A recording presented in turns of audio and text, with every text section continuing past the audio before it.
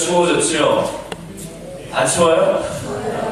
날씨가 추우니까 이렇게 어깨가 움츠러들고 좀 그러는데 우리가 좀 스트레칭을 좀 하고 예배 드릴까요? 자, 몸 좀 한번 좀 풀어보시죠. 몸도 좀 푸시고 좌우로 이렇게 한번 해보시고 너무 긴장하고 있지 마시고 우리 하나님 만나러 온 겁니다. 그죠? 네. 자, 우리 손을 한번 이렇게 막 비벼보세요. 막 비비고 등도 비비고 막 비비시고 자, 옆 사람 손을 한번 꼭 잡아주시고 자, 한번 인사하겠습니다. 앞뒤로 한번 돌아보시면서 잘 오셨습니다. 감사합니다.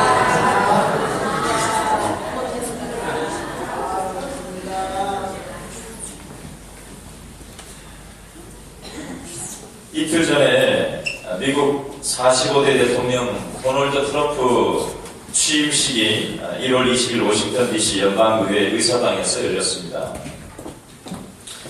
트럼프 취임식은 역사상 가장 환영받지 못한 취임식이 됐고 초대받은 스타들과 의원들이 취임식에 참석하지 않겠다라고 하는 사람들이 많이 있었습니다.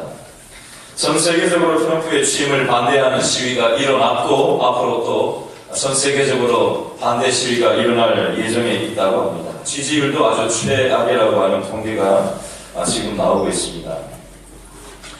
오늘 읽은 성경에도 취임식이 나오고 있는데 이 성경 안에서 나오는 취임식 분위기는 어땠는지 우리 말씀을 통해서 한번 분위기를 살펴보도록 하겠습니다. 이런 그림을 가지고 우리가 느헤미야 8장 1절 말씀을 다시 한번 읽어보겠습니다. 8장 1절 시작. 이스라엘 자손이 자기들의 성읍에 거주하였더니 일곱째 달에 이르러 누가 모였죠? 모든 백성이 일제히 수문학 광장에 모여 학사 에스라에게 여호와께서 이스라엘에게 명령하신 모세의 율법책을 가져오기를 청하매. 아멘. 자, 모든 백성이라는 표현이 오늘 읽었던 1절부터 12절까지 몇 번이나 나오는지 눈치를 채신 분 계십니까?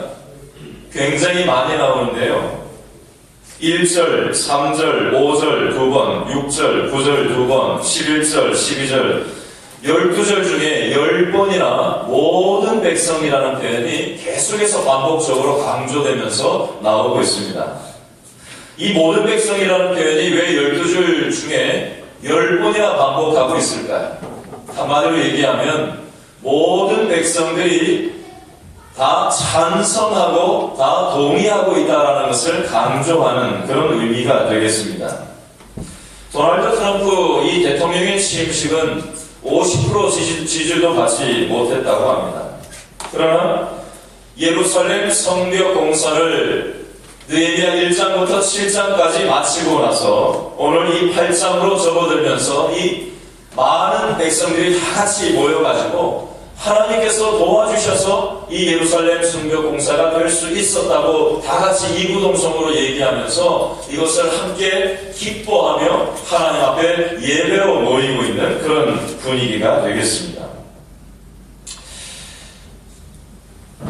여러분, 이스라엘 백성들이 오늘 본문을 가만히 보면 무엇에 관심이 있었는지를 우리가 좀 유념해서 볼 필요가 있습니다. 예루살렘 성벽 공사를 52일 만에 성공적으로 완공한 것도 중요하지만 그것보다 이스라엘 백성들은 무엇에 관심이 있었냐면요. 1절 하반부에 보니까 학사 에스라에게 여호와께서 이스라엘에게 명령하신 무엇을 가져오기를 청하는 장면이 나오죠. 모세의 율법책을 가지고 와서 우리한테 설교를 좀 해달라라고 요청하는 장면이 나오고 있습니다. 간단하게 다른 말로 얘기하면 어떤 분위기인가 하면요. 에스라가 먼저 이스라엘 백성들을 강제로 오라고 해가지고 말씀을 전한 게 아니라 모든 백성들이 에스라한테 예배 좀 드려달라고 하나님의 말씀을 우리한테 좀 전해달라고 먼저 청하고 있는 장면이 되겠습니다. 내용을 좀 설명드릴게요. 이스라엘 백성들은 52일 동안 예루살렘 성벽 공사를 하기 위해서 처자식들은 다 뒷전으로 하고 자기 생업을 다 뒷전으로 하고 50일 동안 온통 예루살렘 성벽 공사하는 데만 매달렸습니다. 그 분위기가 느헤미야 1장부터 7장에 우리가 계속해서 이어서 강해 설교로 살펴본 내용이 되겠습니다. 그렇게 하고 난 다음에 6월 25일 날쯤 공사가 마치고 나서 하루 이틀 정도 걸려서 자기 집에 돌아갔던 사람들이 다시 예루살렘으로 돌아오려면 또한 하루 이틀 정도 걸려서 돌아왔을 겁니다. 8장 2절 말씀해 보니까 일곱째 달 초 하루에 7월 1일이라는 표현입니다. 6월 25일 날 공사가 마치고 하루 이틀 걸려서 자기 집에 돌아왔다가 잠깐 쉬었다가 또 하루 이틀 걸려가지고 7월 1일 날 여기 오려면은 별로 쉬지도 못하고 다시 돌아왔다는 뜻입니다. 그냥 푹 쉴 수 있었을 텐데 육신적으로 굉장히 피곤했을 텐데 그것을 중요하게 여기지 않고 어떤 것에 관심이 있었다는 겁니까? 하나님께 예배드리는 것에 관심을 가지고 다시 이곳에 모여들었다라는 하나님에 대한 관심이 있는 이스라엘 백성들의 모습을 여기에서 볼 수가 있습니다. 창세기부터 말라기까지 이 구약 성경 중에 자발적으로 종교 지도자들에게 하나님의 말씀을 가르쳐달라고 요청한 때에는 딱 한 군데가 나오는데 방금 읽었던 이 부분만 딱 하나 나옵니다. 다른 말로 하면 하나님의 말씀에 대한 관심, 하나님 뜻대로 살려고 하는 그 마음, 하나님의 뜻이 과연 무엇인지 알고 싶은 그 마음이 오늘 본문에 강조되고 있다라는 표현이 되겠습니다. 질문합니다. 여러분은 요즘 무엇에 관심이 있으십니까? 요즘 무언가를 알고 싶은 게 있으신가요? 옆 사람한테 물어보세요. 요즘 뭐에 관심이 있으세요? 물어보세요. 시작합니다.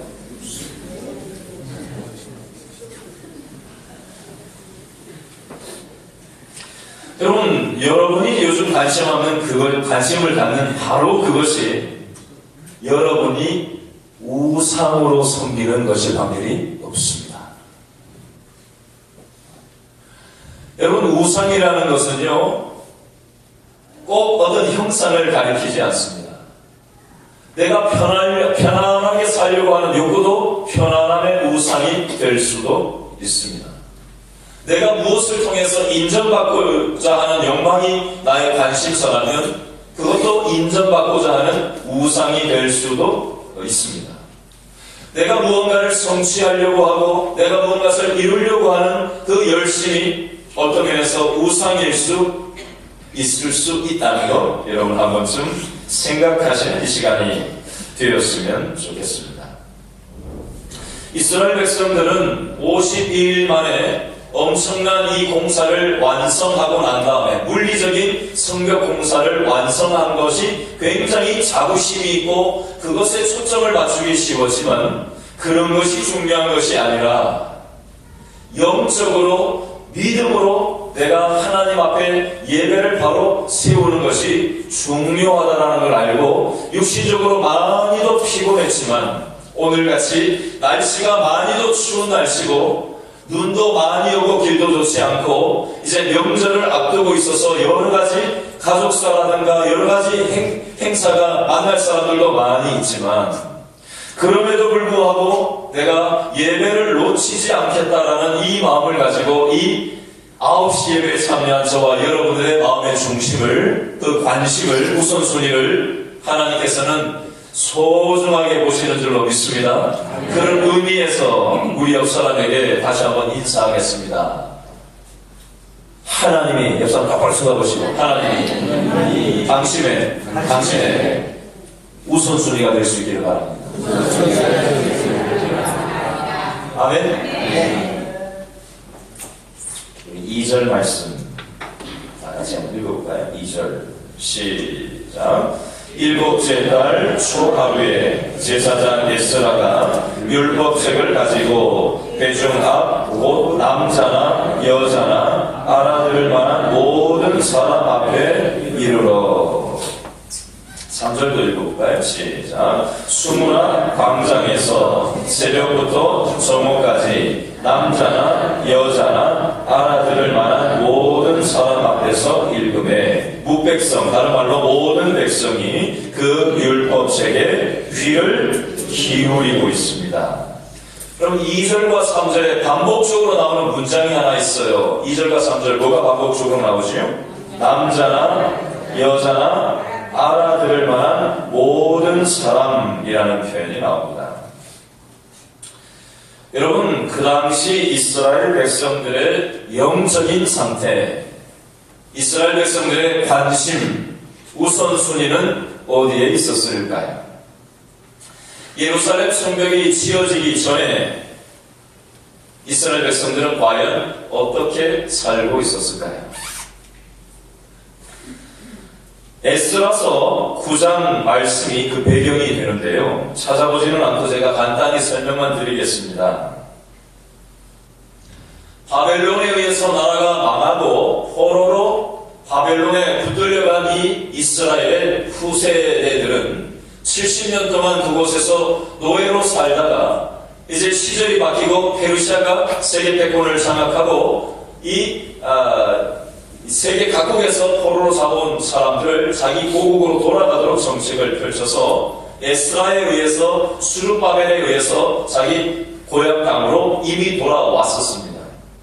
그러나 믿음으로 살려고 그것을 믿음으로 한번 이 땅을 살아보려고 애를 썼지만 그것이 여의치 않아서 주저앉고 우리도 그렇잖아요. 예배당에 와서 예배드릴 때는 뭔가 믿음으로 이 세상을 살아갈 수 있을 것 같지만 막상 차가운 현실 속으로 들어가고 믿지 않는 형제자매들을 명절에 만나서 대하다 보면 괜히 어깨가 쭈그러들고 위축되고 네가 교회 다녀서 잘된 게 뭐가 있냐 이렇게 달려들면은 그런가? 없나? 뭐 이러면서 머리 벅벅 긁는 마음으로 괜히 영적으로 쪼그라들고 혹시 그런 마음이 우리에게 있지는 않는가 모르겠어요.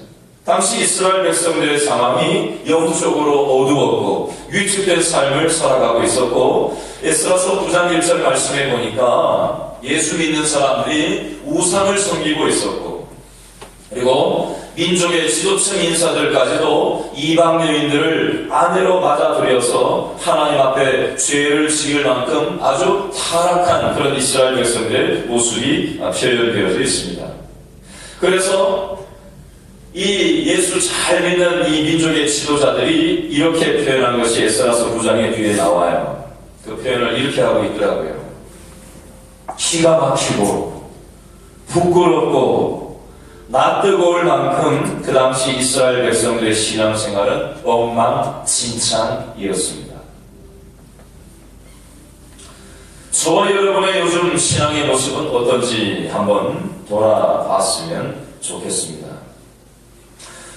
이런 배경 속에서 느헤미야가 이 땅에 와서 50일 만에 그 무너졌던 예루살렘 성벽 공사를 느헤미야 1장부터 7장까지 하고 난 다음에 물리적인 공사만 끝난다고 해서 믿음이 그냥 생기는 게 아니라 다른 말로 하면 예배당만 나와서 앉아있는다고 신앙생활이 저절로 되는 것이 아니라 우리의 내면이, 우리의 생각이, 우리의 사고방식이, 우리의 일상의 습관이 바뀌어야 된다.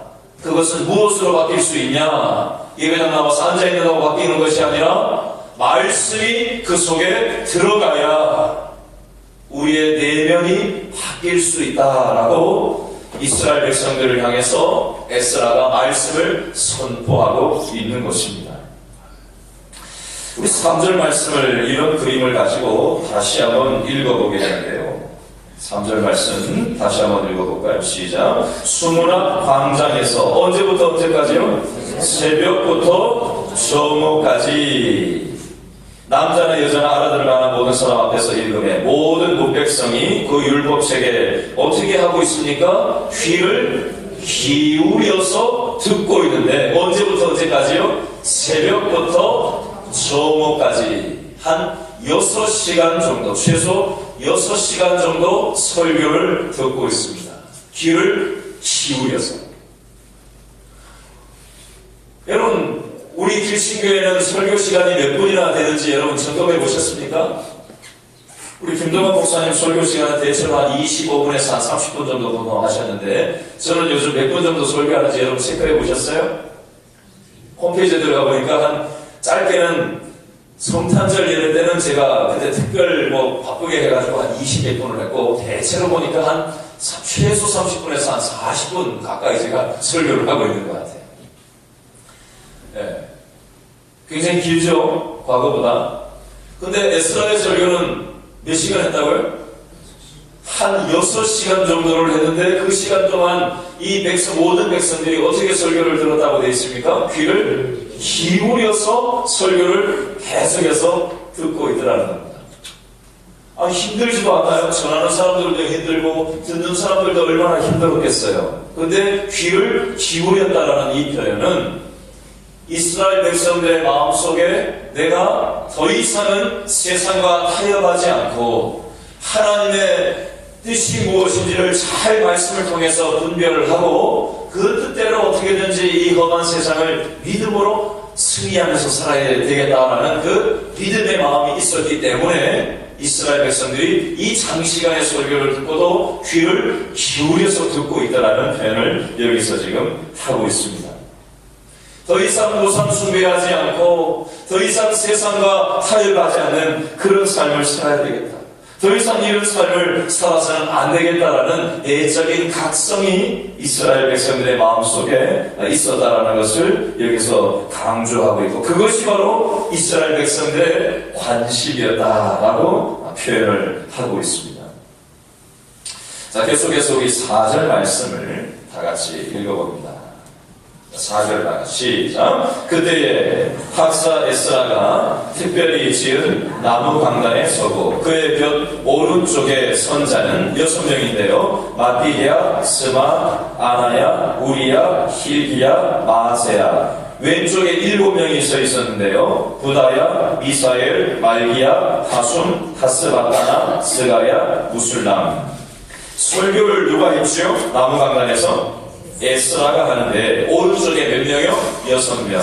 왼쪽에 7명이 함께 그 말씀을 듣고 히브리어로 설교를 하는 에스라의 설교를 듣고 6명, 7명이 양좌우편에 서가지고 그 말을 아람어로 통역해서 설교를 또 이제 나누어서 하고 있습니다. 수많은 사람들이 군집해 있었기 때문에 마이크 시설이 그 당시에는 없었어요. 광장에.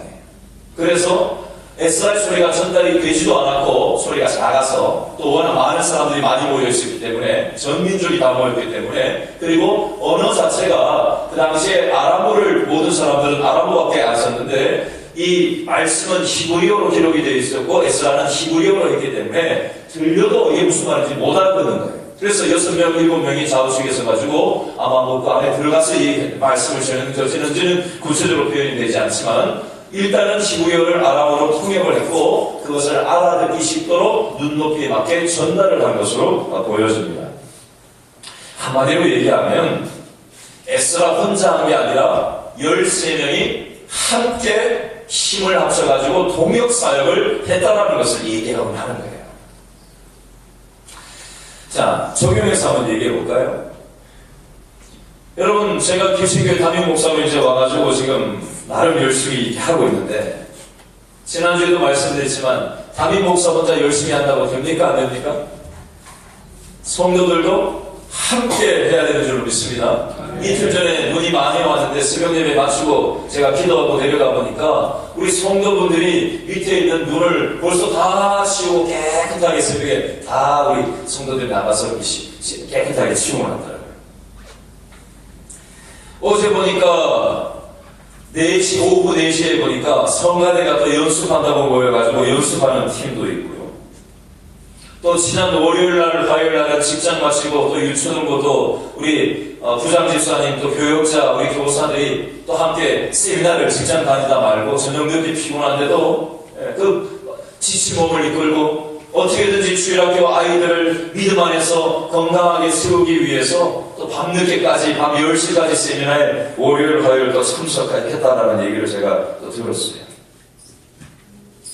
또 어떤 분들은 함께 수술을 한 우리 지체들 함께 병원을 찾아가고 본인도 먼저 찾아가기도 하고 또 제가 한다고 하니까 또 한번 가가지고 함께 붙잡고 기도를 해주고 또 밤늦게 구역 모임을 한 팀은 또 함께 또 남편이 갑작스럽게 수술을 했다는 얘기를 저한테 전해서 또 함께 동행해서 갔던 그런 기억도 있습니다.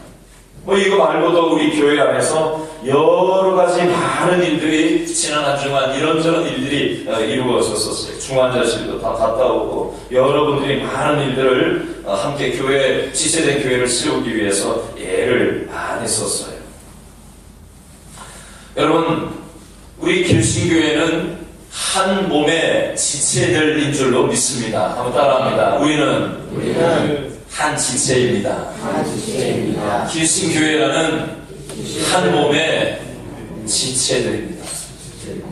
그러니까 지체가 함께 협력을 해야지 이 몸이 건강하게 세워질 수 있는 줄로 믿습니다. 함께 해야 돼요. 함께. 어제도 교회 청소한다고 많은 분들이 나와서 또 전도회별로 지금 계속해서 돌아가고 있는데 오셔서 밥도 하고 거미줄도 걷어내고 청소도 하고 또 문짝도 고치고 여러 가지 일들을 함께 했습니다. 그런 것들을 통해서 이 교회가 세워지는 거예요. 근데 우리 마음속에 이런 마음을 가지는 사람들이 있어요.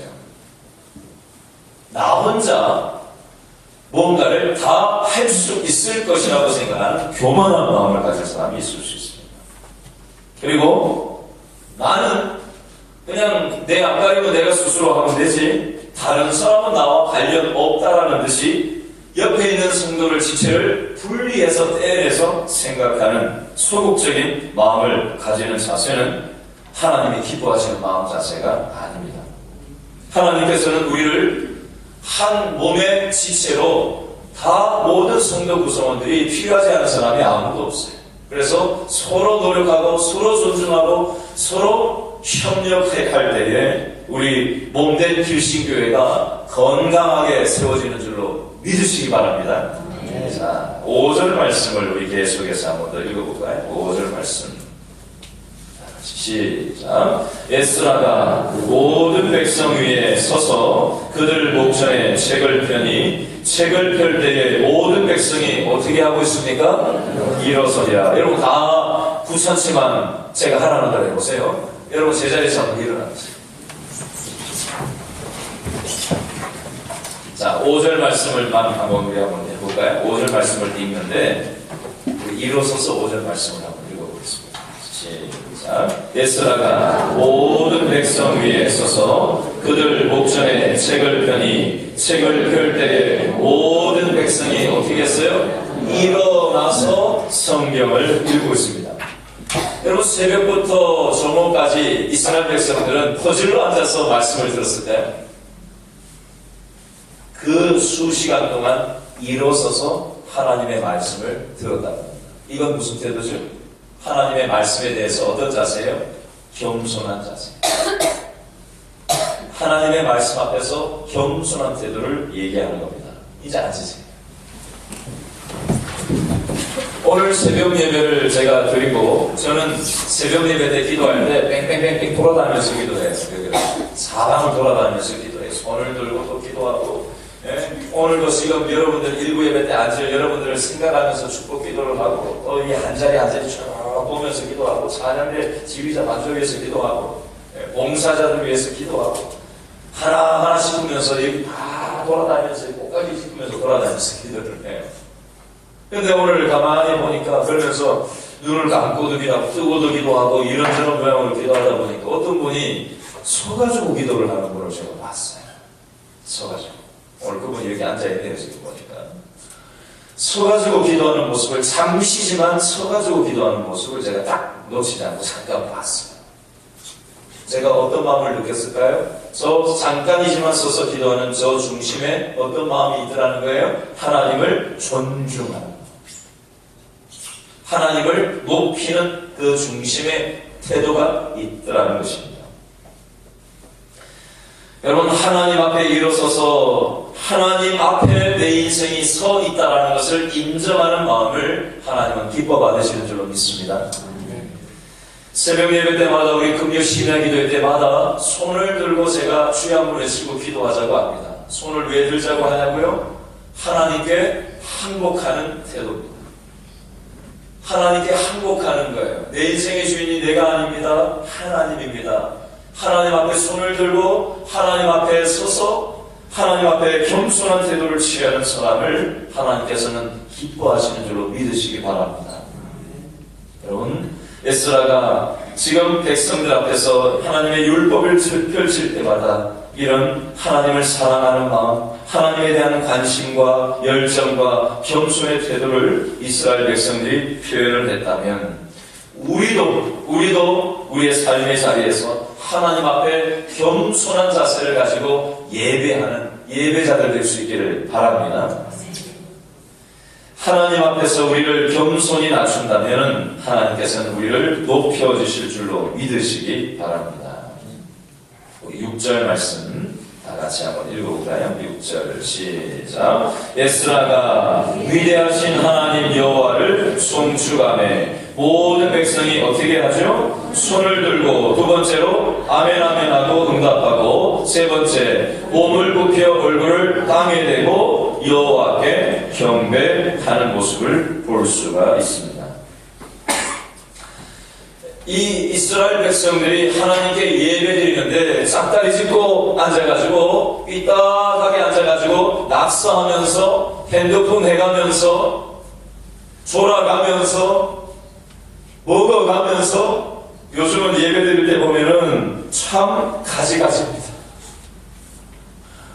우리 길시교회는 한 사람도 그런 사람이 없는데 제가 교회를 이렇게 한 번씩 다니다 보면은 제가 지난번에 있었던 교회는 좌석 숫자가 4,400석이었어요. 그러니까 별의별 사람들이 다 있어요. 커피 마시는 사람, 예배 시간에 커피를 마시고 잡담을 하고 예배 시간에 그냥 늦게 들어와도 아무렇지도 않게 생각하고 전혀 하나님께서 이곳에 계시다는 것을 전혀 인정하지 안중에도 없는 그런 교만을 떠는 모습들이 예배 안에 얼마나 판을 치고 있는지 몰라요. 우리가 너무 예배를 가볍게 여기고 있어요. 하나님이 시퍼렇게 살아계시는데 너무 경건하지 않는 우리의 예배의 모습. 물론 정해진 예배 시간 안에 기계적인 어떤 형식만 갖춘다고 예배는 물론 아니에요. 그러나 예배가 너무 문제의식 없이 소중하게 여기지 않고 경외감을 잃어버리고 우리가 하나님 앞에 긴장감 없이 예배드리는데 익숙한지 모르겠어요. 여러분, 우리의 모습들을 예배드리는 모습들을 한 번쯤 돌아볼 수 있었으면 좋겠어요. 어떤 교회 가니까요 예배 시간 땡 치는데 안 들어오면요 문을 닫아버리고 들어오지도 못하게 하는 교회들입니다. 뭐 그렇게까지 엉망하고 싶지는 않아요. 그러나 그 목사님의 그 의도는 한 번쯤 생각해 볼 필요가 있어요. 과연 우리의 예배 생활이 어떤지. 어떤 교회를 가니까요 예배 캠페인을 하더라고요. 그래서 예배는 그 전날부터 시작하는 겁니다. 잠자리에도 일찍 들고요. 또 예배 시간에는 핸드폰도 꺼놓고요. 여러 가지 또 행동 수칙을 적어놓고 캠페인을 벌이고 현수막도 걸어놓고 그렇게 하는 교회도 봤습니다. 여러분, 우리의 예배하는 모습을 한 번쯤 생각을 해보면 좋겠어요. 7절, 8절 말씀을 우리 묶어서 한번 읽어볼까요? 7절, 8절 말씀 다 같이 시작. 예수아와 바니와 세레베와 야민과 아급과 사부대와 고디아와 마아세아와 그리다와 아사야와 요사박과 하난과 블라야와 레위 사람들은 백성이 제자리에 서 있는 동안 그들에게 뭘 하고 있죠? 율법을 깨닫게 하였는데 하나님의 율법책을 낭독하고 그 뜻을 해석하여 백성에게 그 낭독하는 것을 다 어떻게 하고 있죠? 깨닫게 하니. 7절 끝에 깨닫게 하였다. 8절 끝에 깨닫게 하고 있습니다. 누가요? 레위인들이. 요즘으로 치면 목회자들의 사명이 말씀을 깨닫게 하는 거죠. 지금 제가 이 설교 말씀을 통해서 말씀을 여러분에게 깨닫게 전달하고 있습니다. 더 잘 깨닫게 해야 될 텐데. 여러분, 목회자들만 말씀을 깨닫게 하는 역할이 아니라 우리 모든 성도들도 우리의 일상생활 속에서 특별히 이번 명절에 만나는 친지들에게, 가족들에게, 친구들에게, 동료들에게 말씀을 우리의 삶의 뒷모습으로 깨닫게 하는 통로로 부르셨다는 사실 기억할 수 있기를 바랍니다. 예배는 예배당 안에 주일날만 이루어지는 것이 아니라 더 많은 시간 세상 속에서 살아가는 우리의 삶의 뒷모습을 통해서 우리의 삶이 하나님을, 보이지 않는 하나님을 우리의 삶으로 우리와 관련된 사람들에게 월화수목금토 우리 일상생활 속에서 보여주는 거울이 되는 겁니다. 하나님은 우리 성도들의 삶의 모습을 통해서 믿지 않는 우리의 가족들에게 하나님의 말씀이신 하나님이 드러나기를 원하십니다. 그러려면 우리가 이 예배 시간에 정신을 바짝 차리고 이 말씀을 들어야지 졸고 앉아있으면 안 됐어요. 그죠? 그래서 정신 바짝 차리고 들으십시오. 자, 9절 말씀 다 같이 한번 볼까요? 시작. 백성이 율법의 말씀을 듣고 어떻게 하고 있죠? 다 울고 있습니다. 총독 느헤미야와 제사장 박사 에스라와 백성을 가르친 레위 사람들이 누구에게? 모든 백성에게 이르기를 오늘은 너희 하나님 여호와의 성일이니 뭐하지 말고 슬퍼하지 말며 울지 말라 말씀하고 있습니다. 자, 이스라엘 백성들이 율법 말씀을 듣고 다 어떻게 했다고요? 울고 있습니다. 한마디로 다른 말로 얘기하면 회개하는 일이 터지고 있다는 겁니다. 히브리서 4장 12절 말씀에 보니까 하나님의 말씀은 죽어 있다고요?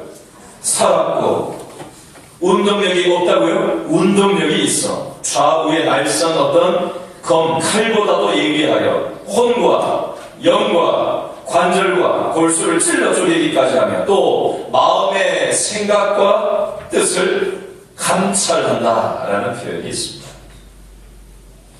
여러분, 하나님의 말씀을 듣다 보면요, 야, 이거 나한테 하는 얘기네.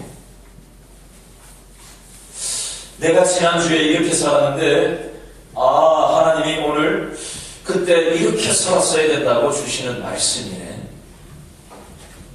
혹시 이런 게 있습니까? 이게 없으면요, 예배가 재미가 없어요. 만약에 이게 없는 분이 있다면요, 설교자가 제가 잘못 전달해서 준비가 부족해서 그런 것도 있을 수 있고, 첫 번째, 가장 큰 원인은 거기에 있겠죠. 두 번째는 내 마음같이 말씀을 받을 만한 마음같이 아니라서 그럴 수 있습니다. 한번 잘 점검해 보셔요. 하나님의 말씀은 말씀 자체가 운동력이 있기 때문에 우리의 생각과 마음을 찔러 쪼개고 우리의 삶을 변화시키시는 살아있는 말씀입니다. 저나 성도들이나 피차 노력해서 우리가 하나님의 말씀 앞에 반응이 일어나는 저와 여러분의 삶이 될 수 있기를 바랍니다. 자, 9절 뒷부분과 10절 말씀에 보니까, 자, 9절 하반절에 보니까 뭐라고 돼 있죠? 슬퍼하지 말고 울지 말라. 10절 말씀에도 보니까 이날은 주의 성일이니 근심하지 말고 기뻐해라 라는 표현이 나오고 있습니다. 왜 슬퍼하지 말고 근심하지 말고 기뻐하라고 말씀하고 있을까요? 이 시간 한번 질문 드려봅니다. 주일날 예배 드릴 때 혹시 마음에 찔리는 마음이 들어올 때가 있습니까? 없습니까? 있으면 있다, 없으면 없다. 얘기해보세요. 있어요, 없어요? 있죠. 제가 아주 된통 찔렸던 적이 있어요. 제가 고등학교 때 성찬식에 참석했는데, 죄가 있으면 회개하라고 그러는데 제가 죄가 너무 많아서 이게 감당이 불감당한 거예요. 그래서 그때 성찬에 참석했을까요? 안 했을까요? 참석하지 못했습니다. 성찬의 정신은 그런 게 아닌데 어린 마음에 제가 지난 한 주간 동안 너무나도 흉측스러운 죄를 너무 많이 지은 것에 대한 죄의식이 저를 그냥 확 뒤집어 압도를 해버려가지고 예수님의 십자가에서 용서해 주신 것을 붙잡고 일어서면 되는데, 성찬을 받으면 되는데, 그거보다 제가 잘못한 게 너무 크게 다가오니까 죄책감에 짓이겨져가지고 그냥 그렇게 고개를 떨구고 그냥 어깨를 쪼그러뜨려가지고 그러고 예배당에 앉아 있었던 그런 경험이 한번 오늘 말씀을 묵상하는데 떠올랐어요. 여러분, 이 9절, 10절, 11절, 12절 계속해서 너희들이 지난주에 제대로 못 살았더라도 죄의식에 짓이겨서 살지 말라는 거예요. 물론 예배를 드리고 말씀을 듣고 찬양을 하다 보면 찔리고 올 때가 있어요. 그러면 우리 죄로 인해서 우리는 슬퍼할 필요가 있습니다. 근심할 필요가 있어요. 말씀이 내 안에 들어오면 그런 반응이 오는 게 정상적인 반응이에요. 그러나 그 안에 짓이겨져서 있지는 말라는 거예요. 우리는 무엇 때문에 힘을 얻을 수 있다는 거예요? 죄송합니다. 여러분의 이해를 돕기 위해서 좀 강한 표현을 쓰겠습니다. 내 살은 내 꼬라지를 보면 우리는 슬퍼할 수밖에 없고 근심할 수밖에 없고 좌절할 수밖에 없는 사람들이지만 우리가 기뻐할 수 있는 근거는 뭐예요? 무엇 때문에? 예수님의 십자가 때문에. 아멘? 내가 아무리 좌절하고 실패하고 넘어지고 반복적인 습관과 죄를 흉악한 중독에 빠져 있을지라도 우리는 그것을 묵상하면은 주저앉을 수밖에 없지만 예수님이 십자가에서 내 죄를 근본적으로 해결해 주셨다는 그 사실을 우리가 붙잡으면 우리가 그것 때문에 십자가 때문에 우리는 기뻐하는 것이지 내가 완벽하게 살아서 기뻐하고 즐거워하라는 표현이 아닙니다. 우리가 믿는 근거를 확실하게 알아야 돼요. 몸만 왔다가 간다고 해서 예배가 아니라 하나님을 경험하는 예배는 반드시 죄에 대해서 절망하는 시간이 있어야만 됩니다. 회개 기도가 반드시 동반이 돼야 돼요. 지난주 내가 잘못했던 것을 반드시 회개하는 게 예배 시간에 있어야만 돼요. 그러나 거기에서 끝나지 말고 그걸로만 도로 나가버리면은 우고지산을 하고 왔다 또 우고지산하고 그냥 가버리는 거예요. 우고지산을 하고 왔더라도 말씀이 내 안에 들어와서 나를 쑤셔대가지고 내 죄가 막 일깨워지더라도 우리는 뭘 가지고 하는 거예요? 하나님의 십자가의 사랑이 이 죄를 씻었다라는 사실을 딱 붙잡는 거예요. 그걸 붙잡아야만 우리가 기쁠 수 있는 근거가 생기는 거예요. 아멘? 네. 슬픔이, 근심이 이 사실을 붙잡음으로 인해서 다시 일어서서 기쁨으로 웃음으로 나갈 수 있는 이유가 바로 여기 있어요. 이 영적인 진리 때문에 기뻐하라는 것이지 예배당 도장 찍었으니까 기뻐하라 그거 아니에요. 여러분 출석 도장 아무리 찍어보세요. 그런다고 기쁨이 저절로 오나. 여러분 똑같이 와서 앉아있지만요 어떤 분은 이 영적 진리를 알고 그것에 근거해서 기쁨을 잡는데 어떤 사람은요 이 진리가 아니라 출석 도장 찍은 것으로 인해서 나한테 이제 어려운 일이 없겠지 이러고 돌아가면요 그건 율법주의고요 종교생활에 불과합니다. 기쁨이 없어요. 일단 왔다 갔다 아무리 해보세요. 기쁨이 없어요. 그렇게 해가지고 하나님을 경험하는 오늘 제목의 예배는 회개가 동반될 때 그리고 하나님의 십자가에서 하신 일들을 붙잡을 때라야만이 근원적인 기쁨이 내 안에서 샘솟듯이 올라오는 것이지 환경이 내가 잘 사냐 못 사냐 환경이 좋냐 마냐 돈이 있냐 없냐 건강이 있냐 없냐 그런 것에 의해서 시비가 갈리는 거 아니에요. 이건 세상 방식이죠. 그건 종교가 아니에요. 종교도 종교 생활이죠. 우리가 믿는 기독교 신앙은 환경이 좋고 나쁨에 따라서 왔다 갔다 춤추는 널뛰는 신앙은 아니에요. 예배당 출석도장 찍는 걸 통해 가지고 마치 부적을 하나 차는 것처럼 종교적인 부적을 차기 위해서 오는 것도 아닙니다. 여러분 우리가 믿는 기독교 신앙은 예수님의 피 권세를 믿음으로 붙잡을 때에 세상이 감당할 수 없는 기쁨을 주시는 그런 생명력 넘치는 예배인 줄 믿으시기 바랍니다. 아멘. 12절 말씀 10절 말씀을 다시 한번 읽어보겠습니다. 마지막 10절 시작. 너의 배가 또 그들에게 이르기를 너희는 가서 살찐 것을 먹고 단 것을 마시되 준비하지 못한 자에게는 나누어 주라. 이날은 우리 주의 성일이니 근심하지 말라. 여호와로 인하여 기뻐하는 것이 너희의 힘이니라. 아멘. 우리가 뭐 때문에, 우리의 기쁨의 근거는 뭐라고요? 여호와 때문에, 하나님 때문에, 십자가 때문에 기뻐서 살아가는 그 삶이 우리의 믿는 사람들의 진정한 힘의 근원이라고 말씀하는 것입니다. 여러분, 오늘 말씀을 들으면서 핵심만 붙잡았으면 좋겠어요. 다 빼고 하나만 딱 붙잡았으면 좋겠어요. 여러분이 지난 한 주간 동안 어떻게 살았든지 하나님은 그런 것에 관심이 있는 분이 아니라 지금 우리의 자세를 보십니다. 여러분 이 자리에 예배 참여했냐 안 했냐, 하나님은 그것도 중요하게 보시지만 더 중요한 것은 우리의 마음이 하나님 앞에 무릎을 꿇고, 몸은 지금 장의자에 앉아있지만 마음에 무릎을 꿇고 하나님 앞에서 일어서는 태도를 취하고, 일어서라는 게 아니라 마음으로 일어서서 마음으로 하나님께 손을 들고 마음으로 하나님께서 우리 인생의 주인이라는 것을 인정하면서 하나님께서 내 인생에 말씀하시는 그 음성을 내가 듣고 싶습니다. 그리고 그 뜻대로 살아가고 싶습니다.